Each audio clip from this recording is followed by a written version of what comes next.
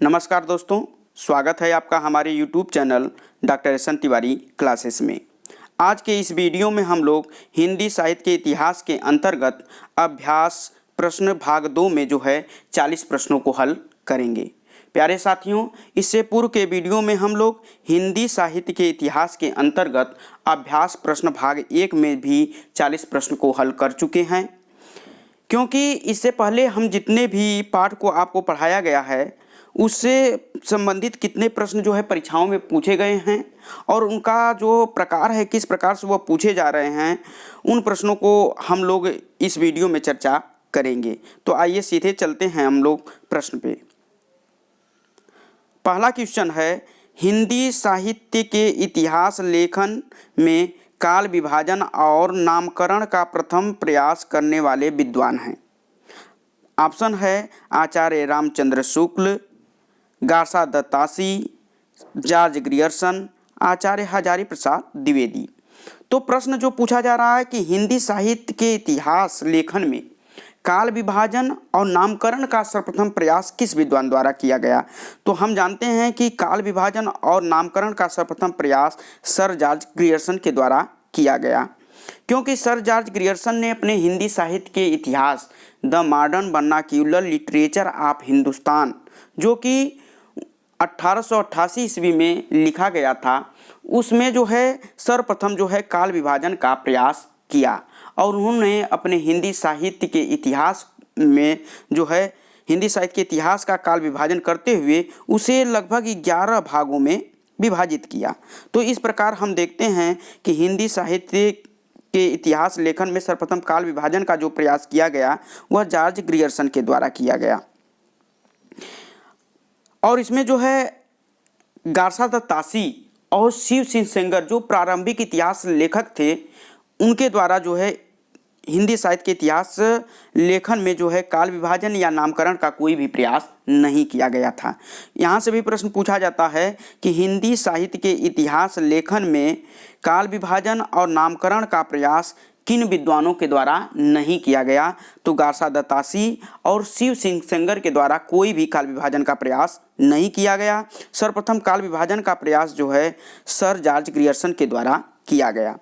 इसके बाद रामचंद्र शुक्ल ने भी अपने हिंदी साहित्य के इतिहास को 4 भागों में बांटा और उन्होंने क्रमशः जो उसका नाम रखा आदिकाल, भक्तिकाल, रीतिकाल और गद्यकाल। इसी प्रकार आचार्य हजारी प्रसाद द्विवेदी जी भी अपने हिंदी साहित्य के इतिहास को जो है 4 भागों में विभाजित किया है। अब नेक्स्ट क्वेश्चन पर चलेंगे। दूसरा प्रश्न है, वर्णानुक्रम पद्धति को आधार बनाकर किस विद्वान ने अपने इतिहास ग्रंथ को लिखा है। आपको पढ़ाया गया है यह वीडियो में कि वर्णानुक्रम पद्धति को आधार बनाकर किस विद्वान ने अपने इतिहास ग्रंथ को लिखा। इसमें पहला जो नाम आता है गासा दत्तासी, शिव सिंह सेंगर, तीसरा है आचार्य रामचंद्र शुक्ल और चौथा जो ऑप्शन है ए और बी दोनों। प्यारे छात्रों, सबसे जरूरी यह है कि हम प्रश्न के चारों जो विकल्प दिए गए हैं उन विकल्पों को ध्यानपूर्वक पढ़ें और प्रश्न को 1-2 बार पढ़ें, क्योंकि जब हम जल्दी में प्रश्न पढ़ते हैं और उसका उत्तर जल्दबाजी में दे देते हैं तो हमारे प्रश्न के जो उत्तर हैं गलत हो जाते हैं। तो इसमें लिखा गया है कि वर्णानुक्रम पद्धति को आधार बनाकर, तो हम पढ़े हैं कि वर्णानुक्रम पद्धति को आधार बनाकर 2 विद्वानों ने अपने इतिहास ग्रंथ को लिखा था। उसमें नाम आता है गासा दत्तासी और शिव सिंह सेंगर का। तो यानी कि इसमें जो ऑप्शन दिया गया है गासा दत्तासी और शिव सिंह सेंगर दोनों होंगे। तो इस प्रकार हमारा जो विकल्प सही होगा डी विकल्प सही होगा, ए व बी दोनों। जबकि आचार्य रामचंद्र शुक्ल ने जो है अपने इतिहास ग्रंथ को जो है विधेयवादी पद्धति के आधार पर लिखा है, विधेयवादी पद्धति को आधार बनाकर लिखा है। अब चलेंगे नेक्स्ट क्वेश्चन पे। अगला क्वेश्चन है, विधेयवादी पद्धति के जन्मदाता माने जाते हैं। विधेयवादी पद्धति के जन्मदाता माने जाते हैं। तो विधेयवादी पद्धति के जो जन्मदाता माने जाते हैं उसमें ऑप्शन दिया गया है जोशुआ कैटलर, मैकमुलर, टेन महोदय, इनमें से कोई नहीं। तो हम जानते हैं कि विधेयवादी पद्धति के जो जन्मदाता हैं वह 3 महोदय को माना जाता है। इस प्रकार इसमें जो विकल्प सही होगा सी विकल्प सही होगा। टेन महोदय ने, यह जो फ्रांस के विद्वान थे, इन्होंने जो है विधेयवादी पद्धति के अंतर्गत 3 शब्दों को बताया। उसमें बताया कि जाति, वातावरण और क्षण विशेष।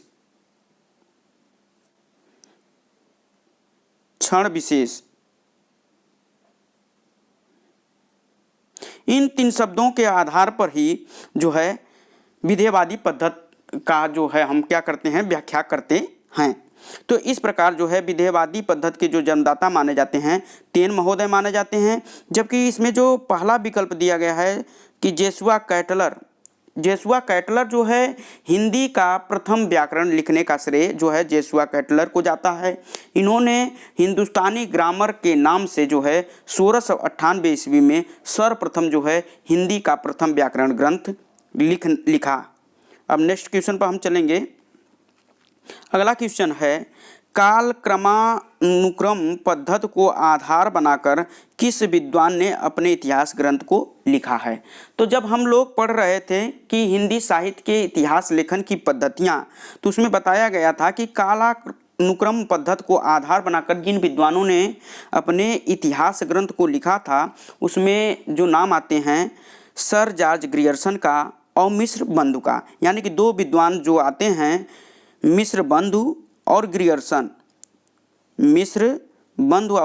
जिन्होंने कालानुक्रम पद्धति को आधार बनाकर अपने ग्रंथ को लिखा था। तो इस प्रकार इसमें जो ऑप्शन सही होगा, पहला ऑप्शन है आचार्य रामचंद्र शुक्ल, दूसरा है गार्सा दत्तासी, तीसरा है गणपत चंद्रगुप्त और चौथा जो ऑप्शन है जॉर्ज अब्राहम ग्रियर्सन। तो इसमें जो है डी विकल्प सही होगा। आचार्य रामचंद्र शुक्ल ने विधेयवादी पद्धति को आधार बनाकर अपने ग्रंथ को लिखा था, जबकि गार्सा दत्तासी ने जो है वर्णानुक्रम पद्धति को आधार बनाकर अपने ग्रंथ को लिखा था, जबकि गणपत चंद्रगुप्त ने वैज्ञानिक पद्धति को आधार बनाकर जो है अपने इतिहास ग्रंथ को लिखा था, जिसका नाम है हिंदी साहित्य का वैज्ञानिक इतिहास। नेक्स्ट क्वेश्चन, हिंदी साहित्य का वैज्ञानिक इतिहास के लेखक हैं श्री ब्रज रत्न दास, डॉक्टर गणपत चंद्रगुप्त, मोतीलाल मनेरिया, डॉक्टर भागीरथ मिश्र। तो हिंदी साहित्य का वैज्ञानिक इतिहास जो है किसके द्वारा लिखा गया, डॉक्टर गणपत चंद्र गुप्त के द्वारा लिखा गया। इसमें जो विकल्प सही होगा बी सही होगा। इन्होंने अपने हिंदी साहित्य के का जो वैज्ञानिक इतिहास है यह 2 भागों में है और इन दोनों भागों का प्रकाशन जो है 1965 ईस्वी में हुआ था और इन्होंने वैज्ञानिक पद्धति के आधार पर अपने इस ग्रंथ को लिखा था। चूँकि वैज्ञानिक पद्धति जो है कार्ल मार्क्स के द्वंद्वात्मक भौतिकवाद पर आधारित होती है। इसमें जो ऑप्शन सही है बी ऑप्शन सही है और इसकी व्याख्या देखेंगे और विकल्प की, तो इसमें जो है श्री ब्रज रत्न दास हैं, इन्होंने एक इतिहास ग्रंथ लिखा जिसका नाम है खड़ी बोली हिंदी साहित्य का इतिहास। यानी खड़ी बोली हिंदी साहित्य का इतिहास ग्रंथ किसके द्वारा लिखा गया, ब्रज रत्न दास के द्वारा लिखा गया 1941 ईस्वी में। जबकि मोतीलाल मनेरिया के द्वारा जो है राजस्थानी भाषा और साहित्य, राजस्थानी पिंगल साहित्य 2 इतिहास ग्रंथ लिखे गए। भागीरथ मिश्र के द्वारा हिंदी काव्य शास्त्र का इतिहास। नेक्स्ट क्वेश्चन, साहित्य जनसमूह के हृदय का विकास है, यह परिभाषा किसकी है। यानी कि साहित्य के संदर्भ में यह परिभाषा किसकी है कि साहित्य जो है जनसमूह के हृदय का विकास है। तो यह जो परिभाषा है बालकृष्ण भट्ट की है। बालकृष्ण भट्ट का जो निबंध है उस निबंध का ही नाम है साहित्य जनसमूह के हृदय का विकास है। तो इस प्रकार जो इसका ऑप्शन सही होगा बी ऑप्शन सही होगा, बालकृष्ण भट्ट।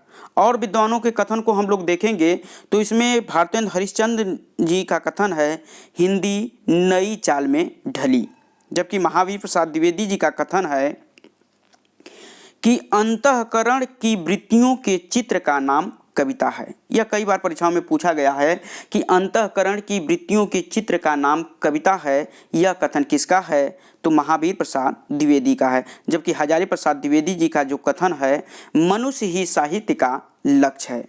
नेक्स्ट क्वेश्चन, हिंदी साहित्य का अतीत के लेखक हैं। हिंदी साहित्य का अतीत के जो लेखक हैं इसमें आचार्य विश्वनाथ प्रसाद मिश्र, विश्वनाथ त्रिपाठी, श्याम सुंदर दास, डॉक्टर गणपत चंद्र गुप्त, 4 ऑप्शन दिया गया है। तो इसमें जो कन्फ्यूजन आता है विश्वनाथ त्रिपाठी और विश्वनाथ मिश्र में, तो हिंदी साहित्य का अतीत जो ग्रंथ लिखा गया है यह विश्वनाथ प्रसाद मिश्र के द्वारा लिखा गया, यानी कि ये ऑप्शन सही है। यह ग्रंथ जो है 2 भागों में प्रकाशित है।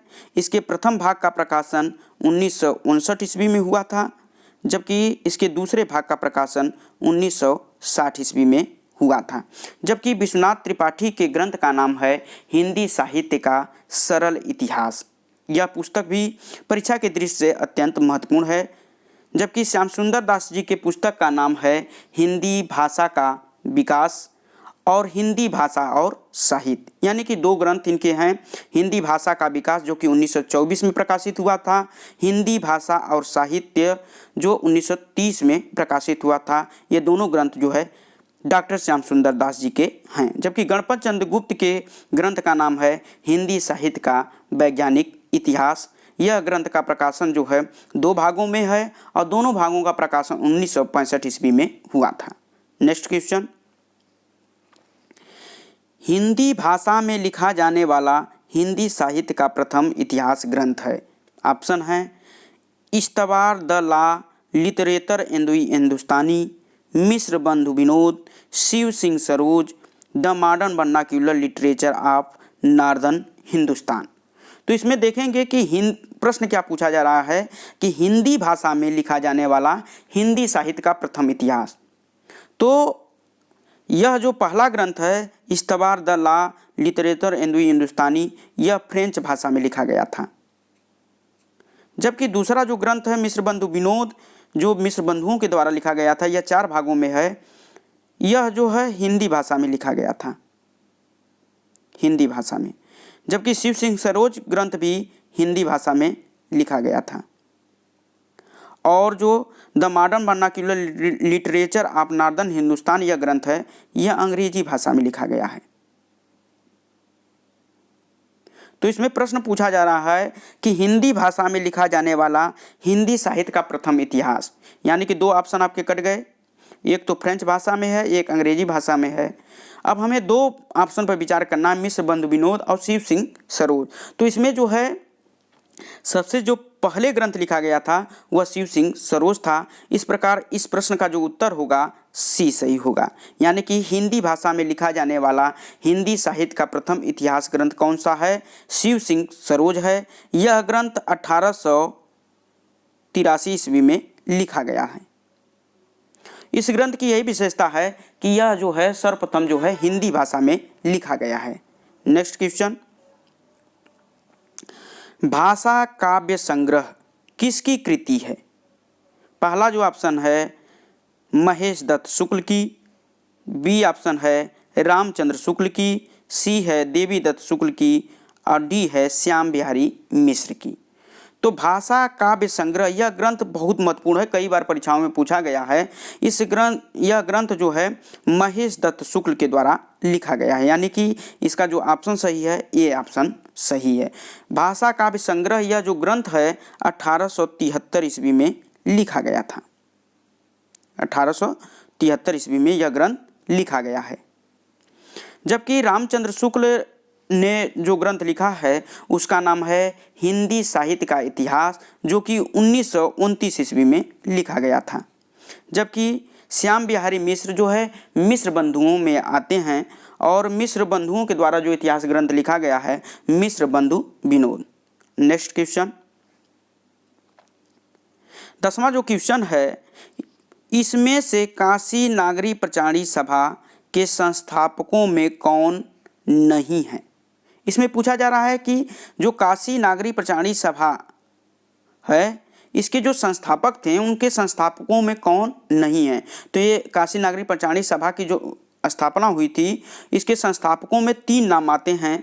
पहला नाम है बाबू श्याम सुंदर दास, दूसरा नाम है ठाकुर शिव प्रसाद सिंह और तीसरा नाम है पंडित राम नारायण मिश्र। यानी कि 3 लोगों ने मिलकर जो है इसकी स्थापना की थी और इसकी स्थापना जो है 1893 ईस्वी में हुई है। यानी कि काशी नागरी प्रचारणी सभा की स्थापना जो है 1893 ईस्वी में की गई और किसके द्वारा की गई? बाबू श्याम सुंदर दास, ठाकुर शिव प्रसाद सिंह और राम नारायण मिश्र। यानी कि ये तीनों जो है काशी नागरी प्रचारणी सभा के संस्थापकों में आते हैं, जबकि रामचंद्र शुक्ल इसके संस्थापक में नहीं आते हैं। तो जो प्रश्न पूछा गया है कि काशी नागरी प्रचारणी सभा के संस्थापकों में कौन नहीं है, यहाँ नहीं शब्द आ गया है, तो ऑप्शन डी सही होगा। अब देखते हैं कि काशी नागरी जो प्रचारणी सभा है जिसकी स्थापना 1893 ईस्वी में हुई थी, इसके जो प्रथम सभापति थे वह राधा कृष्ण दास थे। राधा कृष्ण दास इसके प्रथम सभापति थे। तो यह भी प्रश्न पूछा गया है कि काशी नागरी प्रचारणी सभा के प्रथम सभापति कौन थे? तो राधा कृष्ण दास। नेक्स्ट क्वेश्चन, प्रत्येक देश का साहित्य वहाँ की जनता की चित्तवृत्ति का संचित प्रतिबिंब होता है, यह कथन किस विद्वान का है? यह कई बार परीक्षाओं में पूछा गया है। आचार्य रामचंद्र शुक्ल, आचार्य महावीर प्रसाद द्विवेदी, प्रेमचंद, आचार्य हजारी प्रसाद द्विवेदी। तो यह जो कथन है आचार्य रामचंद्र शुक्ल का है।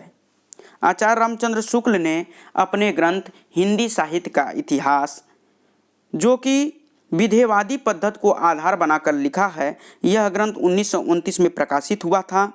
1929 में जब यह ग्रंथ प्रकाशित हुआ था तो यह ग्रंथ काशी नागरी प्रचारणी सभा द्वारा हिंदी शब्द सागर की भूमिका के रूप में सर्वप्रथम जो है हिंदी साहित्य के विकास के नाम से निकला था।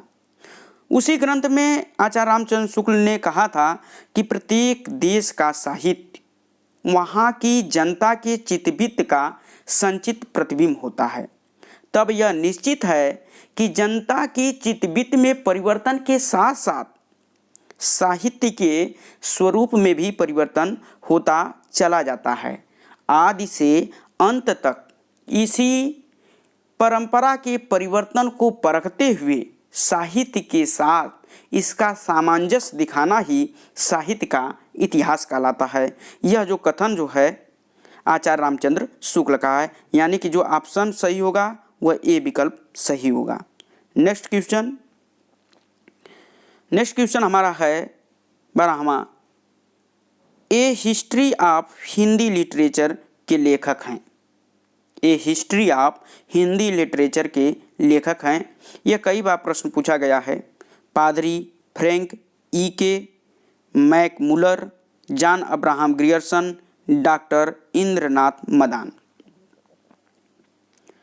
तो इसमें हम देखेंगे कि a history of Hindi literature, इस ग्रंथ के जो लेखक हैं पादरी फ्रैंक ई.के. हैं, यानी कि इसमें जो ऑप्शन सही होगा ए ऑप्शन सही होगा। इन्हीं का नाम ऐसे भी लिखता है एफ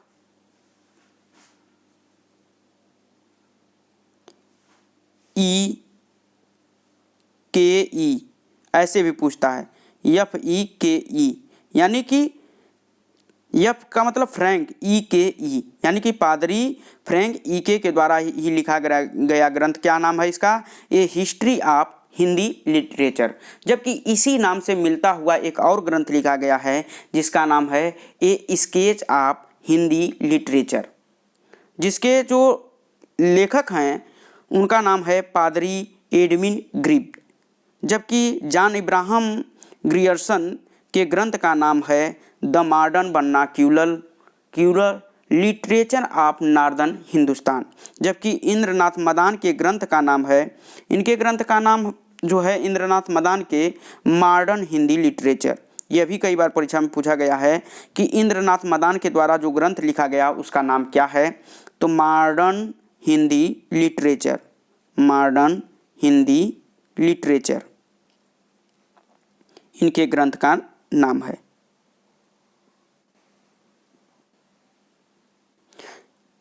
देखेंगे इनके ग्रंथ का जो नाम है modern Hindi literature. Next question पर चलेंगे। अगला जो क्वेश्चन है, हिंदी साहित्य का दूसरा इतिहास ग्रंथ के लेखक हैं। नामवर सिंह, दूधनाथ सिंह, सुमन राजे, बच्चन सिंह। इसमें पूछा जा रहा है कि हिंदी साहित्य का दूसरा इतिहास, यह ग्रंथ किस विद्वान के द्वारा लिखा गया है।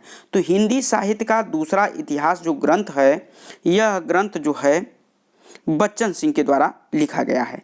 यानी कि बच्चन सिंह के ग्रंथ का नाम है हिंदी साहित्य का दूसरा इतिहास। यह ग्रंथ जो है 1896 ईस्वी में 1996 ईस्वी में लिखा गया है। जबकि इन्होंने एक और इतिहास ग्रंथ लिखा है जिसका नाम है आधुनिक हिंदी साहित्य का इतिहास। यानी कि बच्चन सिंह के दो ग्रंथ हैं, आधुनिक हिंदी साहित्य का इतिहास और हिंदी साहित्य का दूसरा इतिहास। जबकि नामवर सिंह के ग्रंथ का जो नाम है आधुनिक हिंदी साहित्य की प्रवृत्तियाँ। यानी कि नामवर सिंह के ग्रंथ का क्या नाम है, आधुनिक हिंदी साहित्य की प्रवृत्तियाँ। और कविता के नए प्रतिमान जो है नामवर सिंह के द्वारा लिखा गया है। जबकि सुमन राजे के द्वारा जो ग्रंथ लिखा गया है उसका नाम है हिंदी साहित्य का आधा इतिहास। नेक्स्ट क्वेश्चन है, हिंदी साहित्य का आधा इतिहास निम्नलिखित में से किसके द्वारा लिखा गया। ऑप्शन है डॉक्टर इंद्रनाथ मदान, डॉक्टर सुमन राजे, डॉक्टर श्याम सुंदर दास, डॉक्टर ममता कालिया। तो इसमें जो हिंदी साहित्य का आधा इतिहास यह जो ग्रंथ लिखा गया यह सुमन राजे के द्वारा लिखा गया, अर्थात इसका जो ऑप्शन सही होगा बी ऑप्शन सही होगा। हिंदी साहित्य का आधा इतिहास यह जो ग्रंथ लिखा गया है, यह ग्रंथ जो है नारीवादी पद्धति को आधार बनाकर लिखा गया है। जबकि इंद्रनाथ मदान के ग्रंथ का नाम है द मॉडर्न हिंदी लिटरेचर, जबकि श्याम सुंदर दास के ग्रंथ का नाम है हिंदी भाषा का विकास, जो कि 1924 में प्रकाशित हुआ था, हिंदी भाषा और साहित्य। नेक्स्ट क्वेश्चन, रामचंद्र शुक्ल ने हिंदी साहित्य के आधुनिक काल को किस अन्य नाम से अभिहित किया है। यानी कि आचार्य रामचंद्र शुक्ल ने आधुनिक काल को क्या नाम दिया है, वर्तमान काल, गद्य काल, उत्थान काल, आधुनिक काल। तो जब हम लोग आचार्य रामचंद्र शुक्ल के काल विभाजन को पढ़ रहे थे तो उसमें बताया गया था कि आचार्य रामचंद्र शुक्ल ने आधुनिक काल को जो नाम दिया है वह गद्य काल दिया है, अर्थात इसका जो ऑप्शन सही होगा वह बी ऑप्शन सही होगा। आचार्य रामचंद्र शुक्ल ने गद्य काल की जो समय सीमा निर्धारित की है संवत 1900 से 1984 विक्रमी तक माना है। जबकि हिंदी साहित्य के आधुनिक काल को जो है वर्तमान काल नाम मिश्र बंधु के द्वारा दिया गया था। अब नेक्स्ट क्वेश्चन पर चलेंगे।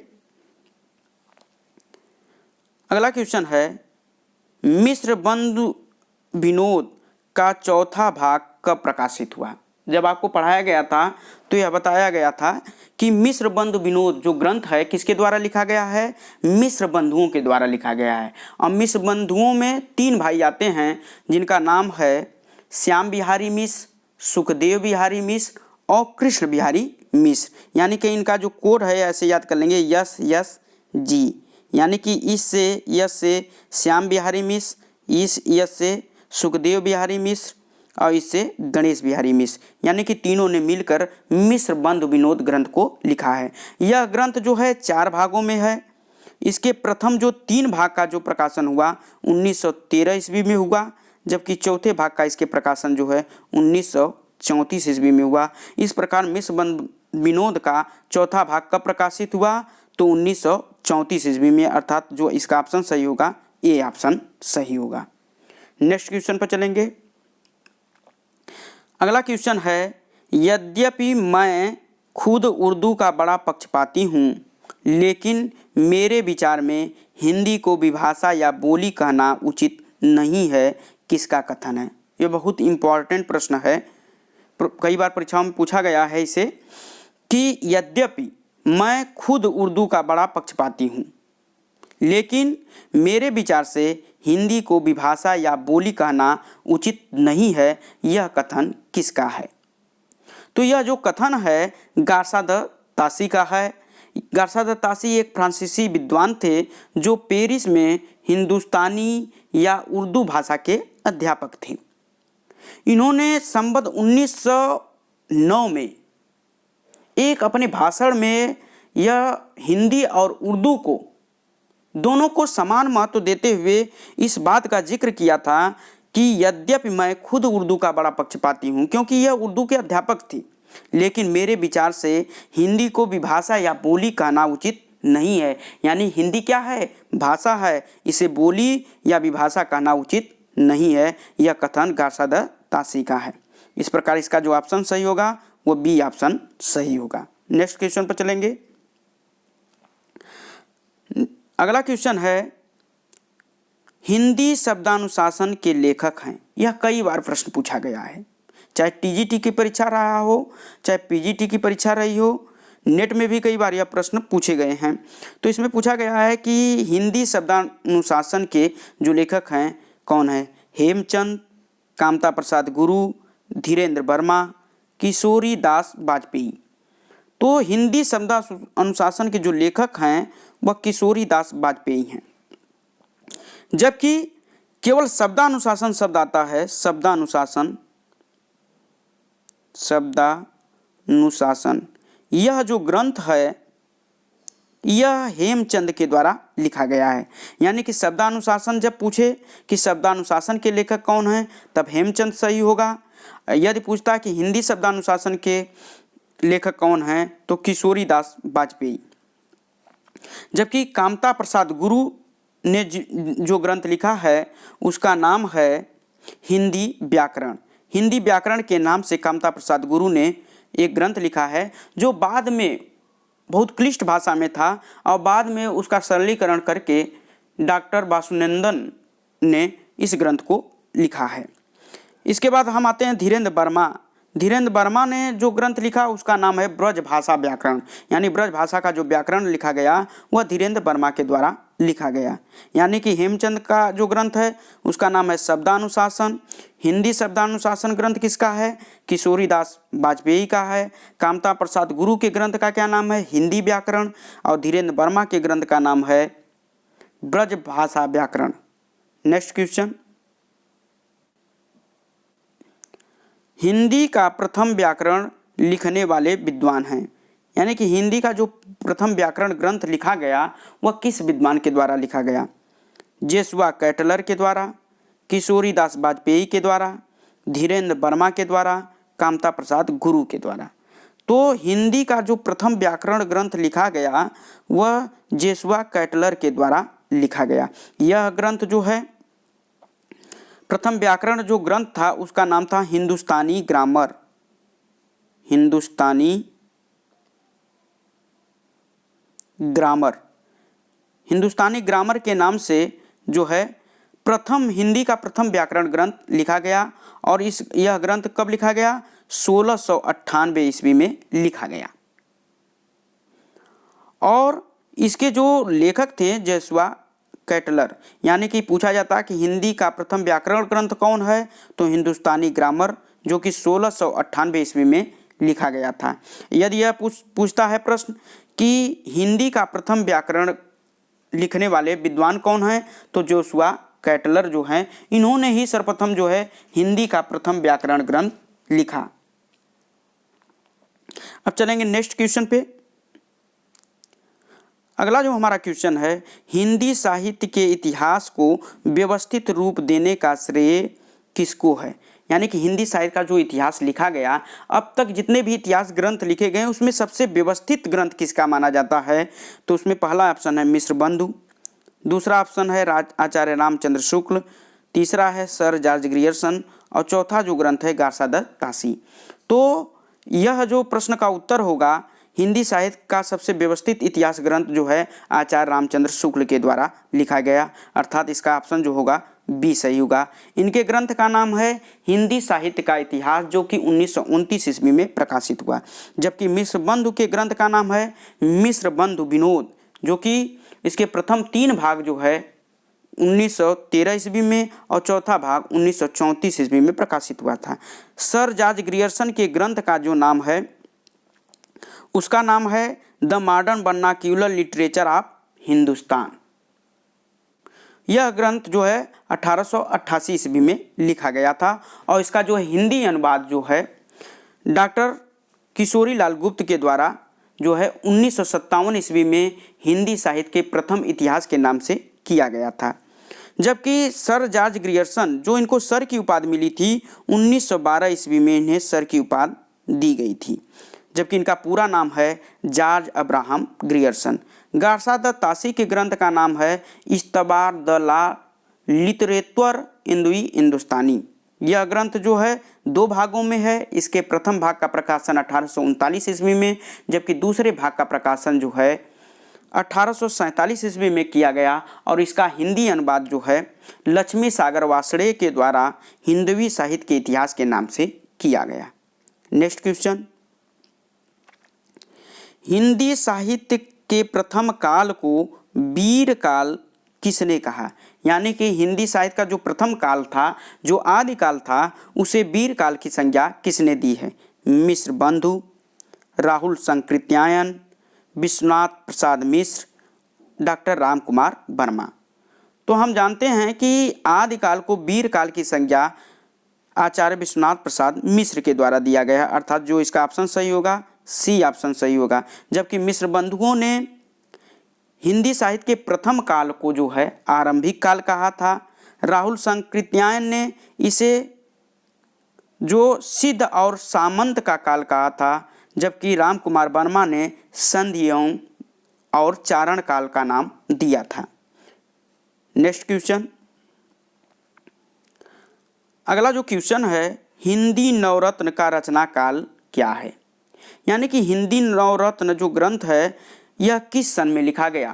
तो हिंदी नवरत्न जो ग्रंथ है यह मिश्र बंधुओं के द्वारा लिखा गया और सन जो है 1910 ईस्वी, अर्थात संवत जो है 1967। यानी संवत में पूछता है तो संवत 1967 में लिखा गया, और जबकि सन में पूछता है तो यह ग्रंथ 1910 ईस्वी में लिखा गया था। किसके द्वारा लिखा गया? मिश्र बंधुओं के द्वारा लिखा गया। यानी कि इसका ऑप्शन जो होगा डी सही होगा, 1910 ईस्वी में। हिंदी नवरत्न में जो है मिश्र बंधुओं ने अपने इस ग्रंथ को 9 भागों में विभाजित किया है और इसमें जो है हिंदी के 9 कवियों, जो 9 प्रमुख जो कवि हैं उनको स्थान दिया है। इसमें जो प्रमुख कवि आते हैं उनमें उनका नाम है कबीर, चंद्रबरदाई, यानी कि पहला नाम जो है कबीर, दूसरा चंद्रबरदाई, तीसरा जो है तुलसीदास, चौथा जो है सूरदास, इसके बाद आते हैं केशव, बिहारी, देव, इसके बाद भूषण, मतिराम और भारतेंद्र हरिश्चंद्र। तो इसमें जो कन्फ्यूजन आता है मैं आपको यहाँ बता देना चाहता हूँ कि कुछ पुस्तकों में मिलता है कि देव और कुछ में मिलता है भूषण और मतिराम, भूषण और मतिराम, मतिराम। तो यह जो यही कन्फ्यूजन होता है। तो जब हम काउंट करते हैं, इनको गिनते हैं, तो पहला जो आते हैं कबीर आते हैं, दूसरा नाम ले लिए चंद्रबरदाई का, तीसरा तुलसीदास, चौथा सूरदास, पांचवा जो है हमने ले लिया केशव को, छठा बिहारी, सातवां देव, आठवां भारतेंद्र हरिश्चंद्र और जो 9वां आए हैं वह भूषण आ गए और फिर 10वां के रूप में मतिराम आ जाते हैं। तो इसमें जो कन्फ्यूजन होता है कि देव, भूषण और मतिराम इन तीनों में कौन होंगे?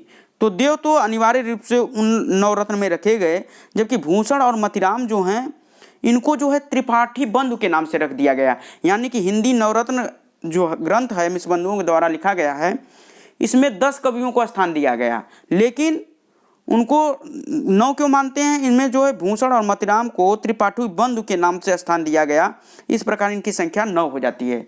लेकिन इन जो उनके पुस्तक में नाम लिखा गया, 9वां जो नाम दिया गया, त्रिपाठी बंधु का नाम दिया गया। यानी कि त्रिपाठी बंधु में भूषण और मतिराम दोनों भाई थे, इसलिए इन्हें त्रिपाठी बंधु के नाम से दे दिया गया। इसीलिए कन्फ्यूजन हो जाता है जब हम अलग अलग किताबों को पढ़ते हैं और प्रश्न को हल करते हैं, तो कभी देव, कभी भूषण, कभी मतिराम, तो इसमें कन्फ्यूजन होता है। तो यानी कि देव भी हैं, भूषण भी हैं, मतिराम भी हैं। चूंकि भूषण और मतिराम जो है त्रिपाठी बंधु के नाम से थे, इसलिए इनको एक माना गया। इस प्रकार जो है इसमें 9 कवियों को स्थान दिया गया। अब नेक्स्ट क्वेश्चन पर चलेंगे। अगला जो हमारा क्वेश्चन है, इनमें से कौन सी रचना जिसे मूलतः हिंदी शब्द सागर की भूमिका के रूप में लिखा गया, किंतु बाद में उसे स्वतंत्र ग्रंथ भी बना दिया गया, तो इसमें कौन सा ग्रंथ है? डॉक्टर राम कुमार वर्मा कृत हिंदी साहित्य का आलोचनात्मक इतिहास, गणपत चंद्र गुप्त कृत हिंदी साहित्य का वैज्ञानिक इतिहास, रामचंद्र शुक्ल कृत हिंदी साहित्य का इतिहास और शिव सिंह सेंगर कृत शिव सिंह सरोज। तो इसमें हम देखते हैं कि हिंदी शब्द सागर की भूमिका के रूप में जो ग्रंथ प्रकाशित हुआ था उसका नाम है हिंदी साहित्य का इतिहास, जो कि रामचंद्र शुक्ल के द्वारा लिखा गया। यह ग्रंथ काशी नागरी प्रचारणी सभा काशी के द्वारा निकाली गई थी और सर्वप्रथम इस ग्रंथ का जो नाम था हिंदी साहित्य का विकास के नाम से यह प्रकाशित हुआ था 1929 ईस्वी में। बाद में इसका नाम जो है हिंदी साहित्य का इतिहास रख दिया गया। यानी कि हिंदी शब्द सागर की भूमिका के रूप में जो ग्रंथ लिखा गया उसका नाम है हिंदी साहित्य का इतिहास। नेक्स्ट क्वेश्चन, हिंदी साहित्य के इतिहास ग्रंथ हिंदी साहित्य विमर्श के लेखक हैं। पूछ रहा है कि हिंदी साहित्य के इतिहास ग्रंथ हिंदी साहित्य विमर्श जो एक ग्रंथ है, इसके जो लेखक कौन हैं? पहला ऑप्शन है वियोगी हरि, बी ऑप्शन है सूर्यकांत शास्त्री, सी ऑप्शन है डॉक्टर हजारी प्रसाद द्विवेदी और जो डी ऑप्शन है पद्मलाल पुन्नालाल बख्शी। तो यह जो ग्रंथ लिखा गया है हिंदी साहित्य विमर्श जो ग्रंथ लिखा गया, यह ग्रंथ जो है यह पद्मलाल पुन्नालाल बख्शी के द्वारा लिखा गया। यानी कि जो ऑप्शन सही होगा आपका डी सही होगा। जबकि सूर्यकांत शास्त्री के ग्रंथ का नाम है हिंदी साहित्य का विवेचनात्मक इतिहास। यानी कि सूर्यकांत शास्त्री के ग्रंथ का क्या नाम है? हिंदी साहित्य का विवेचनात्मक इतिहास। जबकि वियोगी हरि के ग्रंथ का नाम है ब्रज माधुरी सार। और एक बार यह भी प्रश्न पूछा गया है कि वियोगी हरि का पूरा नाम क्या था? तो इनका जो पूरा नाम था हरि प्रसाद द्विवेदी था, जबकि उसमें ऑप्शन भी दे दिया था हरिहर प्रसाद द्विवेदी। तो बहुत लोग कंफ्यूज होकर हरिहर प्रसाद द्विवेदी को मान लिए थे, जबकि इनका जो पूरा नाम था हरि प्रसाद द्विवेदी था और इनके ग्रंथ का जो नाम है ब्रज माधुरी सार। जबकि हजारी प्रसाद द्विवेदी के द्वारा जो ग्रंथ लिखे गए हैं उनके ग्रंथ का नाम है हिंदी साहित्य की भूमिका, हिंदी साहित्य का उद्भव और विकास और हिंदी साहित्य का आदिकाल। जबकि पद्मलाल पुन्नालाल बख्शी के ग्रंथ का नाम है हिंदी साहित्य विमर्श। नेक्स्ट क्वेश्चन, आदिकाल को प्रारंभिक काल नाम किसने दिया? यानी कि आदिकाल को प्रारंभिक काल किसने कहा है? जॉर्ज ग्रियर्सन ने, मिश्र बंधु ने, महावीर प्रसाद द्विवेदी ने, गणपत चंद्र गुप्त ने। तो आदिकाल को प्रारंभिक काल नाम गणपत चंद्र गुप्त के द्वारा दिया गया और इसकी जो समय सीमा निर्धारित की गई वह 1184 ईस्वी से 1350 ईस्वी तक माना गया। यानी कि गणपत चंद्र गुप्त ने हिंदी साहित्य का जो प्रथम प्रारंभिक काल था उसका जो समय सीमा निर्धारित की 1184 से 1350 ईस्वी तक माना है। जबकि जॉर्ज ग्रियर्सन ने आदिकाल को चारण काल कहा, मिश्र बंधुओं ने आदिकाल को आरंभिक काल कहा। यहीं पर ध्यान देना है, आरंभिक और प्रारंभिक काल में हम लोग फंस जाते हैं।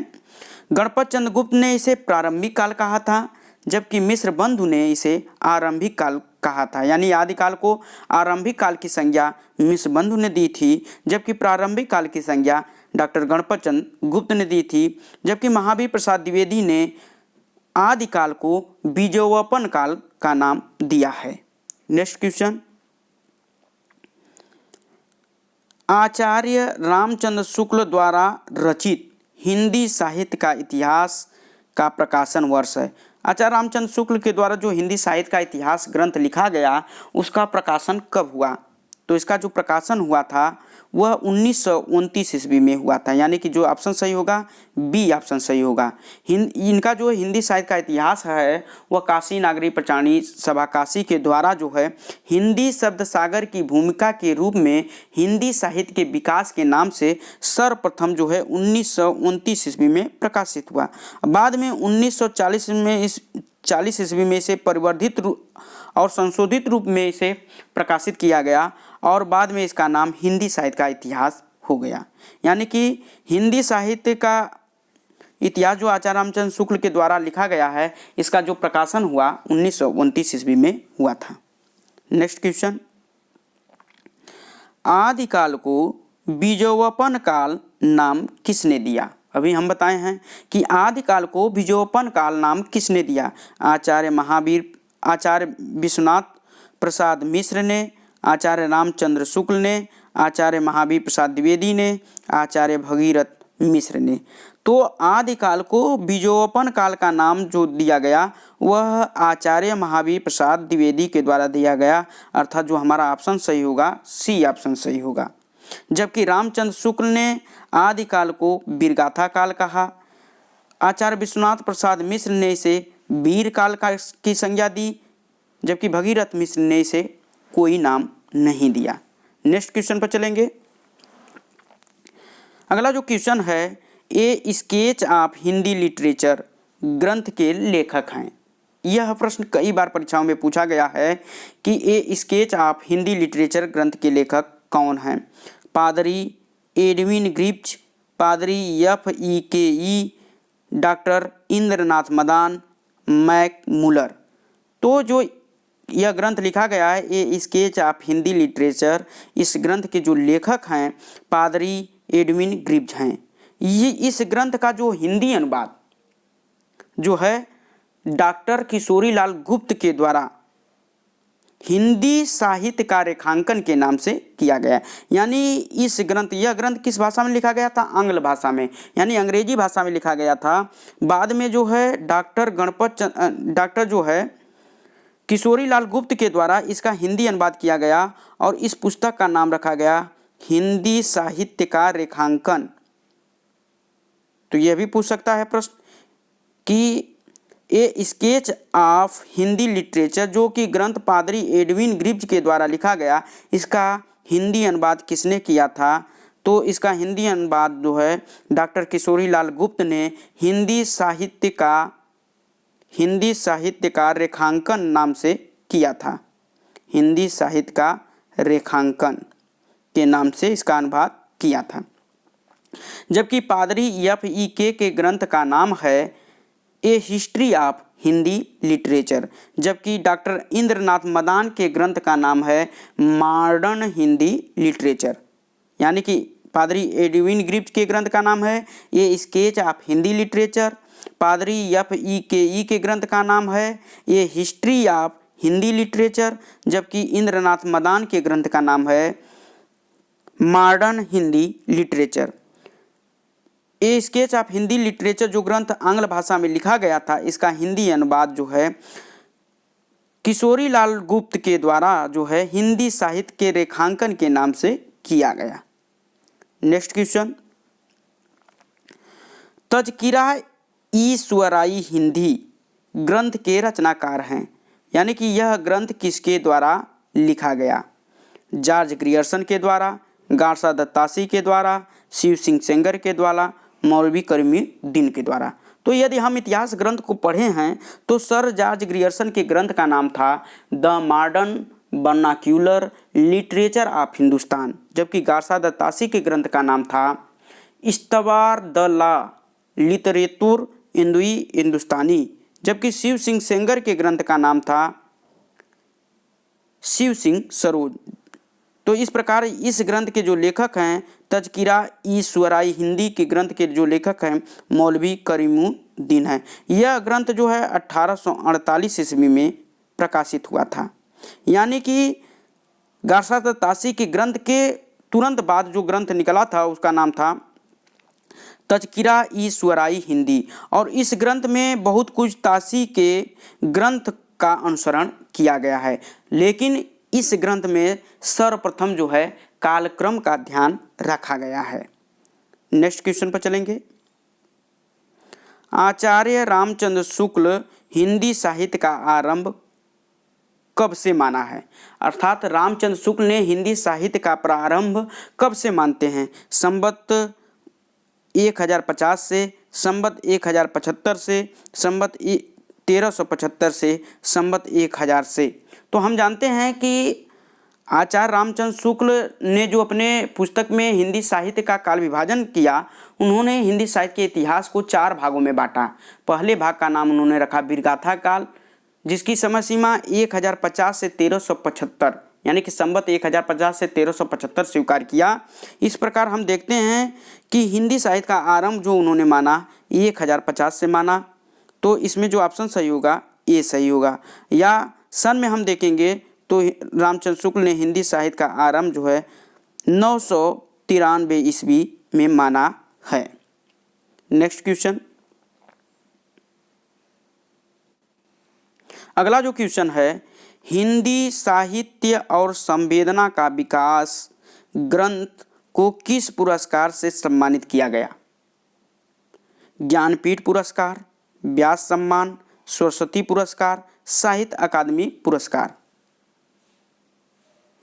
तो हिंदी साहित्य और संवेदना का विकास यह जो ग्रंथ है, यह रामस्वरूप चतुर्वेदी के द्वारा 1986 ईस्वी में लिखा गया। यह ग्रंथ 1986 ईस्वी में लिखा गया और 1996 ईस्वी में इस ग्रंथ को सम्मानित किया गया। और किस सम्मान से? व्यास सम्मान से। यानी कि इसका जो ऑप्शन सही होगा बी ऑप्शन सही होगा। यानी कि अब तक जितने भी हिंदी साहित्य के इतिहास ग्रंथ लिखे गए हैं, उसमें एकमात्र ग्रंथ यह हिंदी साहित्य और संवेदना का विकास है, जिसे जो है किसी सम्मान से सम्मानित किया गया है। यानी कि हिंदी साहित्य और संवेदना का विकास जो ग्रंथ है, इस पर जो है व्यास सम्मान दिया गया है। यह ग्रंथ किसका है? रामस्वरूप चतुर्वेदी का है। यह ग्रंथ कब निकला था? 1986 ईस्वी में इसका जो प्रकाशन हुआ और 1996 ईस्वी में इसे व्यास सम्मान से सम्मानित किया गया। Next question. आचार्य रामचंद्र शुक्ल ने अपने पूर्व लिखे गए इतिहास ग्रंथों को क्या संज्ञा दी है? यह बहुत महत्वपूर्ण क्वेश्चन है कि आचार्य रामचंद्र शुक्ल ने अपने पूर्व यानी कि इनसे जो पूर्व ग्रंथ लिखे गए उन ग्रंथों को क्या संज्ञा दी? कोश ग्रंथ, कविवृत्त संग्रह, साहित्य इतिहास ग्रंथ, इनमें से कोई नहीं। तो हम पढ़ते हैं आचार्य रामचंद्र शुक्ल के हिंदी साहित्य को इतिहास को जब हम पढ़ेंगे तो उन्होंने उसमें स्पष्ट रूप से लिखा गया है कि उनसे पूर्व जितने भी ग्रंथ लिखे गए वह क्या थे? कविवृत्त संग्रह थे। यानी कि ऑप्शन जो सही होगा इसका बी सही होगा। Next question. मिस्र बंधुओं ने परिवर्तन काल की समय सीमा निर्धारित की है। मिस्र बंधुओं ने का जो ग्रंथ है मिस्र बंध विनोद, जो कि 4 भागों में प्रकाशित है, इसके प्रथम 3 भाग का प्रकाशन 1913 ईस्वी में, जबकि चौथे भाग का प्रकाशन 1934 ईस्वी में किया गया था। इस ग्रंथ में मिस्र बंधुओं ने जो काल विभाजन किया है उसमें जो है हिंदी साहित्य के इतिहास को 5 भागों में विभाजित किया है। इसमें प्रथम भाग का नाम उन्होंने रखा आरंभिक काल, दूसरे भाग का उन्होंने जो नाम रखा माध्यमिक काल, तीसरे भाग का नाम उन्होंने रखा अलंकृत काल और चौथे भाग का नाम उन्होंने रखा परिवर्तन काल और 5वें भाग का नाम उन्होंने रखा वर्तमान काल। तो इस प्रकार हम देखते हैं कि मिस्र बंधुओं ने जो अपने काल विभाजन किया उनका जो समय निर्धारित किया, आरंभिक काल का जो समय निर्धारित किया संवत 700 से 1444 विक्रमी तक, जबकि माध्यमिक काल का जो समय उन्होंने बताया संवत 1445 से लेकर 1680 विक्रमी तक।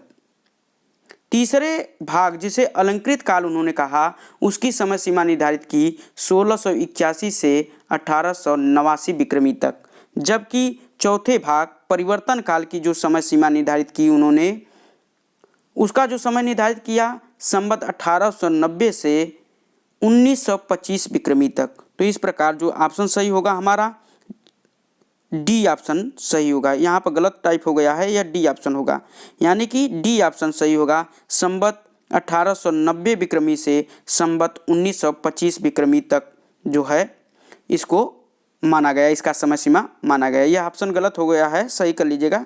यह सी होगा, यह डी होगा, यानी कि जो इसमें विकल्प सही होगा डी ऑप्शन सही होगा। संवत 1890 विक्रमी से संवत 1925 विक्रमी तक का जो समय सीमा था उसे जो मिश्र बंधुओं ने परिवर्तन काल नाम दिया। नेक्स्ट क्वेश्चन, भक्ति काल का नाम पूर्व मध्यकाल किस आचार्य ने दिया? पूछा जा रहा है कि भक्ति काल को पूर्व मध्यकाल किस आचार्य ने नाम दिया था? आचार्य रामचंद्र शुक्ल ने, आचार्य हजारी प्रसाद द्विवेदी ने, डॉक्टर गणपत चंद्र गुप्त ने, डॉक्टर रामकुमार वर्मा ने। तो हम देखते हैं कि भक्ति काल को आचार्य रामचंद्र शुक्ल ने भक्ति काल को भक्ति काल नाम दिया, यानी कि पहला ऑप्शन सही नहीं है। दूसरा जो है आचार्य हजारी प्रसाद द्विवेदी ने अपने हिंदी साहित्य के इतिहास को 4 भागों में बांटा और उन्होंने प्रथम भाग का नाम उन्होंने रखा आदिकाल, दूसरे भाग का नाम रखा पूर्व मध्यकाल, तीसरे भाग का उन्होंने नाम रखा उत्तर मध्यकाल और चौथे भाग का उन्होंने नाम रखा आधुनिक काल। तो इस प्रकार हम देखते हैं कि पूर्व मध्यकाल नाम आचार्य हजारी प्रसाद द्विवेदी के द्वारा दिया गया। तो और गणपत चंद्र गुप्त के जो है काल विभाजन को हम जब देखते हैं तो इन्होंने भी अपने जो इतिहास हिंदी साहित्य के इतिहास को 4 भागों में बांटा और पहले भाग का उन्होंने नाम रखा प्रारंभिक काल, दूसरे भाग का नाम रखा पूर्व मध्यकाल, तीसरे भाग का नाम रखा उत्तर मध्यकाल और चौथे भाग का नाम रखा आधुनिक काल। तो दोनों विद्वान आचार्य हजारी प्रसाद द्विवेदी और गणपत चंद्र गुप्त दोनों विद्वान जो है इसे पूर्व मध्यकाल कहते हैं, लेकिन इसमें जो प्रश्न पूछा गया एक विशेषण लगा दिया गया कि आचार्य, यानी कि किस आचार्य ने भक्ति काल का नाम पूर्व मध्यकाल कहा। तो आचार्य का नाम आता है तो आचार्य हजारी प्रसाद द्विवेदी सही ऑप्शन होगा, जबकि गणपत चंद्र गुप्त जो है आचार्य नहीं है, जबकि रामकुमार वर्मा ने भक्ति काल को भक्ति काल नाम दिया था। नेक्स्ट क्वेश्चन, मिश्र बंधु विनोद का चौथा भाग कब प्रकाशित हुआ? यह प्रश्न दोबारा रिपीट हो गया है। तो मिश्र बंधु विनोद का जो चौथा भाग है वह 1934 ईस्वी में प्रकाशित हुआ था। नेक्स्ट क्वेश्चन, हिंदी साहित्य के इतिहास लेखकों का काल क्रमानुसार सही क्रम क्या है? यानी कि हिंदी साहित्य के जो इतिहास लेखक हैं इन्हें काल क्रम के अनुसार, इनके जन्मतिथि के अनुसार जो है इन्हें हमें क्रम में लगाना है। आचार्य हजारी प्रसाद द्विवेदी, मिश्र बंधु, रामचंद्र शुक्ल, रामकुमार वर्मा। तो इसमें हम देखते हैं कि सबसे पहले जो इतिहास लेखक में आएंगे, जो सबसे पहले थे वह मिश्र बंधु आएंगे, यानी कि जिसमें मिश्र बंधु सबसे पहले होगा उसको देखेंगे। फिर इसके बाद देखेंगे रामचंद्र शुक्ल। रामचंद्र शुक्ल का जो जन्म हुआ था 1884 ईस्वी में और उनकी मृत्यु जो हुई थी 1941 ईस्वी में हुई थी, यानी कि इनका जो है 1884 ईस्वी में। रामकुमार वर्मा, इनका जो जन्म है 1905 ईस्वी में, 1905 ईस्वी में। हजारी प्रसाद द्विवेदी का जन्म 1907 ईस्वी में हुआ था। तो इस प्रकार मिश्र बंधु पहले आएंगे, फिर रामचंद्र शुक्ल आएंगे, फिर रामकुमार वर्मा आएंगे, आचार्य हजारी प्रसाद द्विवेदी। इस प्रकार जो इसका ऑप्शन सही होगा डी ऑप्शन सही होगा।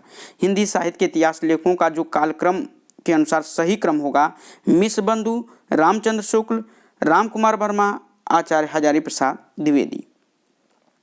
नेक्स्ट क्वेश्चन, हिंदी साहित्य आदिकाल को अत्यंत विरोधों और व्याघातों का काल किसने कहा है? हिंदी साहित्य के आदिकाल को अत्यंत विरोधों और व्याघातों का काल किस विद्वान ने कहा है? आचार्य रामचंद्र शुक्ल ने, आचार्य हजारी प्रसाद द्विवेदी ने, नामवर सिंह, बच्चन सिंह। तो हम देखते हैं कि हिंदी साहित्य के आदिकाल को जो रामचंद्र शुक्ल ने नाम दिया इसे विरगाथा काल कहा। आचार्य हजारी प्रसाद द्विवेदी ने इसे आदिकाल और अत्यंत विरोधों और व्याघातों का काल भी कहा है। इस प्रकार जो इसका ऑप्शन सही होगा बी ऑप्शन सही होगा। आचार्य हजारी प्रसाद द्विवेदी ने आदिकाल को जो है दो नाम दिया, एक तो आदिकाल नाम दिया और दूसरा जो नाम दिया अत्यंत विरोधों और व्याघातों का काल भी कहा। जबकि बच्चन सिंह ने आदिकाल को अपभ्रंश काल का नाम दिया है। नेक्स्ट क्वेश्चन, आचार्य रामचंद्र शुक्ल के अनुसार भक्ति काल का समय है संवत 1050 से 1375 विक्रमी, संवत 1375 से 1700 विक्रमी, संवत 1700 से 1900 विक्रमी, संवत 1900 से अब तक। तो हम देखते हैं कि आचार्य रामचंद्र शुक्ल ने हिंदी साहित्य के इतिहास को 4 भागों में विभाजित किया। प्रथम भाग का नाम उन्होंने रखा वीरगाथा काल, जिसकी समय सीमा उन्होंने बताया संवत 1050 से 1375 विक्रमी। जबकि भक्ति काल जो है दूसरे भाग का नाम उन्होंने भक्ति काल रखा और उसकी जो समय सीमा निर्धारित की संवत 1375 से 1700 विक्रमी। इस प्रकार जो ऑप्शन सही होगा बी ऑप्शन सही होगा। नेक्स्ट क्वेश्चन, हिंदी भाषा और साहित्य का विकास ग्रंथ के लेखक हैं। हिंदी भाषा और साहित्य का विकास ग्रंथ के लेखक हैं आचार्य चतुरसेन शास्त्री, अयोध्या सिंह उपाध्याय हरिऔध, आचार्य परशुराम चतुर्वेदी, उदय नारायण तिवारी। तो इसमें हम देखते हैं कि हिंदी भाषा और साहित्य का विकास यह जो ग्रंथ है 1930 ईस्वी में प्रकाशित हुआ था और यह ग्रंथ जो लिखा गया अयोध्या सिंह उपाध्याय हरिऔध के द्वारा लिखा गया, यानी कि इसका जो ऑप्शन सही होगा बी ऑप्शन सही होगा। लेकिन इससे ही मिलते जुलते नाम से आचार्य चतुरसेन शास्त्री ने एक ग्रंथ का लिखा था जिसका नाम था हिंदी भाषा और साहित्य का इतिहास, यानी कि विकास के जगह यदि इतिहास आ जाता है तो वह ग्रंथ आचार्य चतुरसेन शास्त्री का होगा। यदि आ जाता है हिंदी भाषा और साहित्य का विकास तो वह ग्रंथ किसका हो जाएगा अयोध्या सिंह उपाध्याय हरिऔध का हो जाएगा। यदि पूछता है कि हिंदी भाषा और साहित्य केवल तो वह ग्रंथ जो है डॉक्टर श्याम सुंदर दास का होगा। यदि पूछता है कि हिंदी भाषा का उद्भव और विकास तो वह ग्रंथ उदय नारायण तिवारी का होगा। जबकि आचार्य परशुराम चतुर्वेदी के ग्रंथ का नाम है उत्तर भारत की संत परंपरा। नेक्स्ट क्वेश्चन चलेंगे जो कि अंतिम क्वेश्चन होगा, हिंदी साहित्य का ओझल नारी इतिहास ग्रंथ के लेखक हैं सुमन राजे, नीरजा माधव, वियोगी हरि, नीलाभ। तो हम देखते हैं कि हिंदी साहित्य का जो ओझल इतिहास ग्रंथ है यह इसका जो प्रकाशन है 2013 में हुआ और यह ग्रंथ जो है नीरजा माधव के द्वारा लिखा गया है, यानी कि ऑप्शन जो सही होगा बी ऑप्शन सही होगा नीरजा माधव। सुमन राजे के द्वारा जो ग्रंथ लिखा गया उसका नाम है हिंदी साहित्य का आधा इतिहास। जबकि वियोगी हरि के द्वारा जो ग्रंथ लिखा गया उसका नाम है ब्रज माधुरी सार। नीलाभ के द्वारा जो ग्रंथ लिखा गया उसका नाम है हिंदी साहित्य का मौखिक इतिहास। यह ग्रंथ 3 भागों में प्रकाशित है। तो प्यारे साथियों, इस प्रकार हमने आज के इस वीडियो में भी 40 प्रश्न जो कि हिंदी साहित्य के इतिहास लेखन की पद्धतियाँ, हिंदी साहित्य के प्रमुख ग्रंथ, हिंदी साहित्य का काल विभाजन और नामकरण, यहाँ तक हम लोग जो पढ़े थे उस पर आधारित जो प्रश्न थे जो विभिन्न परीक्षाओं में पूछे गए थे उन प्रश्नों को हम लोगों ने 2 अभ्यास के वीडियो में भाग 1 और भाग 2 के अंतर्गत उसे पढ़े। यह प्रश्न कहीं न कहीं किसी प्रदेश में चाहे टीजीटी के परीक्षा में, चाहे पीजीटी के परीक्षा में, चाहे हायर एजुकेशन के परीक्षा में पूछा गया है, चाहे केबीएस का परीक्षा रहा हो, चाहे दिल्ली अधीनस्थ का। तो उन प्रश्नों का मैंने संकलन किया और उन संकलन करके उन प्रश्नों को आपके सामने लाए ताकि आप देखिए कि प्रश्न कैसे पूछे जा रहे हैं। केवल आपको अभ्यास करने की ज़रूरत है। एक बार आप पुनः इस वीडियो को देखिएगा। यदि यह वीडियो आपको पसंद आई हो तो इसे अपने दोस्तों में ज़्यादा से ज़्यादा शेयर करिए, इसे लाइक करिए और ज़्यादा से ज़्यादा लोगों के पास भेजिए जिससे ज़्यादा से ज़्यादा लोग इससे लाभान्वित हो सकें। आज के वीडियो में बस इतना ही। धन्यवाद।